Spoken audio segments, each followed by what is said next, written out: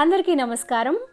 పిల్లల్ని రోజంతా యాక్టివ్గా ఎనర్జీగా ఉంచి వాళ్ళ తిన్న ఆహారం జీర్ణమయ్యేలా చేసి అలసట రాకుండా ఆరోగ్యకరమైన బరువుని పెంచి మానసిక వికాసంతో పాటు ఎముకలు శరీరం అంతా బలంగా ఉండేటట్టు చేసే ఎన్నో రకమైన ఆరోగ్య ప్రయోజనాలున్న ఓట్స్తో పిల్లల కోసం సెరిలాక్ని ఏ విధంగా తయారు చేయాలి, తయారు చేసే సెరిలాక్ పౌడర్తో సెరిలాక్ ప్యూరీని రెసిపీస్ని ఎలా తయారు చేయాలో ఈరోజు వీడియోలో బాగా క్లియర్గా పాయింట్ టు పాయింట్ ఎక్స్ప్లెయిన్ చేసేపోతున్నాను.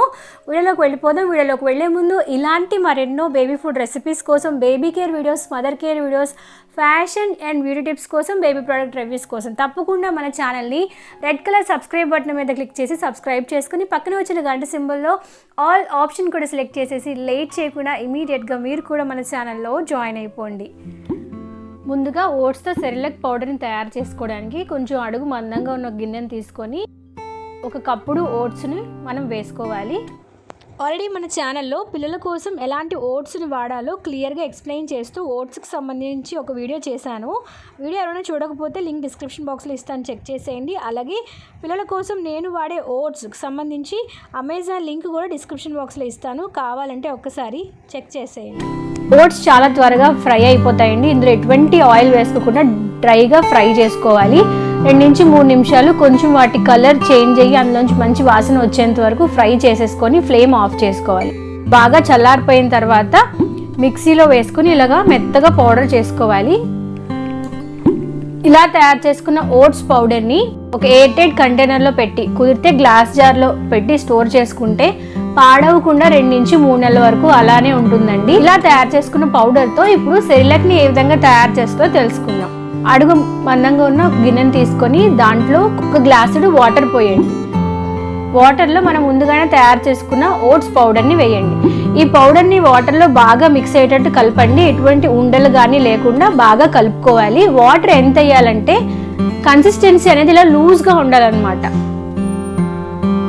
మరీ ఎక్కువగా వేయకూడదు, మరీ తక్కువగా కూడా వేయకూడదు. ఇలా కొంచెం లూజ్ కన్సిస్టెన్సీలో ఉన్నంత వరకు వాటర్ని వేసేసి ఇప్పుడు స్టవ్ ఫ్లేమ్ ఆన్ చేసి సిమ్లో పెట్టుకొని దీన్ని బాగా మరిగించుకోవాలండి. ఎంతవరకు మరిగించాలంటే ఇలా వీడియోలో చూస్తున్నట్టు మనకి దగ్గరగా ప్యూరీ కన్సిస్టెన్సీ వచ్చేంత వరకు మరిగించుకోవాలి.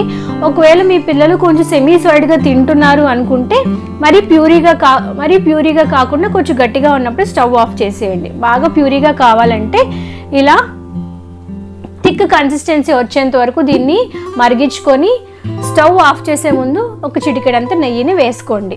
సో ఇలాగ సింపుల్గా తయారు చేసిన ఓట్స్ పౌడర్తో ఓట్స్ ప్యూరీని తయారు చేసుకోవచ్చు. ఈ ఓట్స్ పౌడర్లో కాంబినేషన్గా బనానాని మెదిపి వేసుకోవచ్చు, యాపిల్ని మెదిపి వేసుకోవచ్చు. ఇలా తయారు చేసుకున్న ఓట్స్ పౌడర్తో మనం కిచడీని ప్రిపేర్ చేసుకోవచ్చు.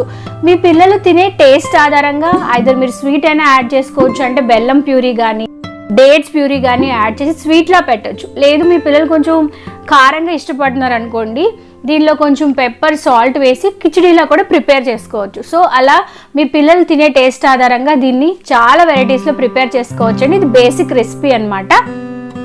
ఇన్ ఫ్యూచర్లో ఇంకా ఓట్స్తో రెసిపీస్ మీతో షేర్ చేస్తాను. సో ఇలా సింపుల్గా ఇంట్లోనే పిల్లల కోసం ఓట్స్ సెరిలాక్ పౌడర్ని అలాగే ఓట్స్ సెరిలాక్ ప్యూరీని కూడా తయారు చేసుకోవచ్చు. అలాగే ఓట్స్తో ఇంకా చాలా రెసిపీస్ తయారు చేసుకోవచ్చు. మీకు ఏమైనా రెసిపీస్ తెలిస్తే నాకు కమెంట్ సెక్షన్లో తెలియజేయండి. నేను ఎలాంటి రెసిపీస్ ట్రై చేయలేకుండా నాకు కమెంట్ సెక్షన్లో తెలియజేయండి. వాటన్నిటిని ఇన్ ఫ్యూచర్లో మీ అందరితో షేర్ చేస్తాను. వీడియోని ఓపిక్గా చివరి వరకు చూసినందుకు థ్యాంక్ యూ సో మచ్. మనందరం మరి నెక్స్ట్ వీడియోలో కలుసుకుందాం. అంతవరకు సెలవు, నమస్కారం. Stay healthy, stay happy, keep watching our channel. Bye.